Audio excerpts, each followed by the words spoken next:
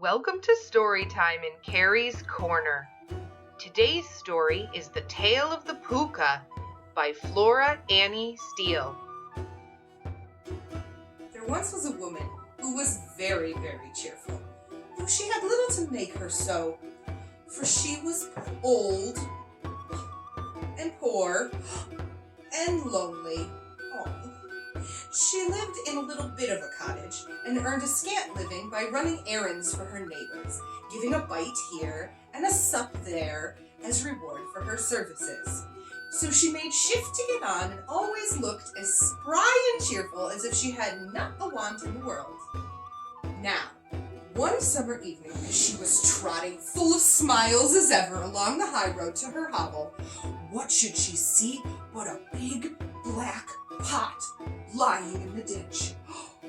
"Goodness me," she cried, "but that would be just the very thing for me. Now who could have left it in the ditch?" And she looked about her, expecting the owner would be not far off, but she could see nobody.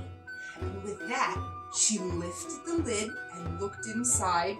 "Mercy me," she cried, fair amazed. "If it isn't full of gold pieces, now here's luck." And so it was, brim full of great gold coins. Well, at first she simply stood stock still, wondering if she was standing on her head or her feet. Then she began, "Looks, but I do feel rich. I feel awful rich." After she had said this many times, she began to wonder how she was going to get her treasure home. It was too heavy for her to carry, and she could see no better way than to tie the end of it to her shawl and drag it behind her like a go-kart. "Mayhap I'll buy a grand house and just sit by the fire with a cup of tea and do no work at all like a queen. Or maybe I'll bury it at the foot of the garden and just keep a bit in the china teapot by the chimney place. Or maybe, oh goody goody, I feel that grand I don't know myself." By this time, she was a bit tired of dragging such a heavy weight, and stopping to rest a while, she turned to look at her treasure, and lo, it wasn't a pot of gold at all. It was nothing but a lump of silver. She stared at it, and rubbed her eyes, and stared at it again. "Well, I never," she said at last, "and me thinking it was a pot of gold. I must have been dreaming, but this is luck. Silver is far less trouble and easier to mind and not so easily stolen. Them gold pieces would have been the death of me." So she went off again, planning what she would do, and feeling rich as rich and becoming a bit tired again, she stopped to rest and gave a look round, and she saw nothing but a great lump of iron. "Well, I never," she said again, "and I'm mistaking it for silver. I must have been dreaming. But this is luck. It's real convenient.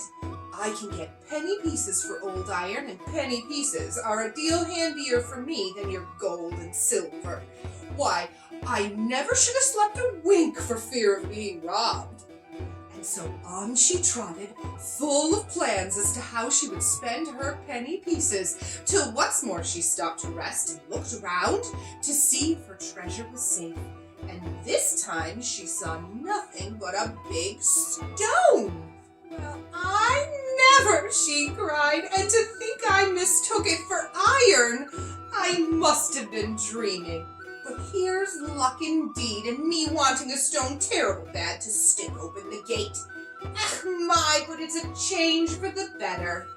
So, all in a hurry to see how the stone would keep the gate open, she trotted off down the hill till she came to her own wee cottage. She unlatched the gate and then turned to unfasten the stone which lay on the path behind her. Aye, it was a stone, sure enough. There was plenty of light to see it lying there docile and peaceable as a stone should.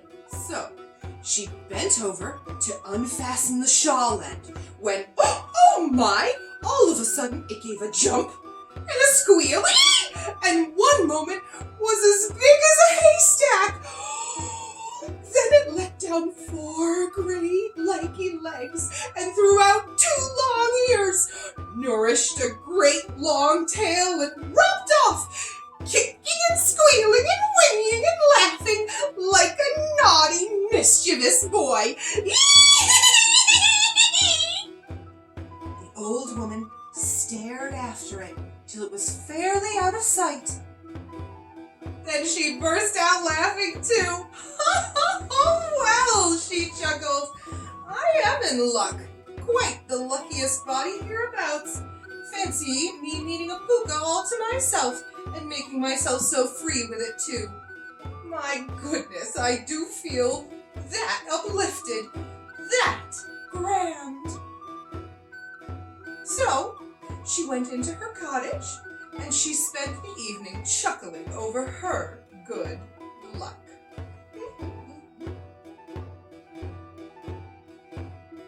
Thank you for joining me today for Storytime in Carrie's Corner. If you'd like to hear more stories and get to meet my puppet friends, please subscribe.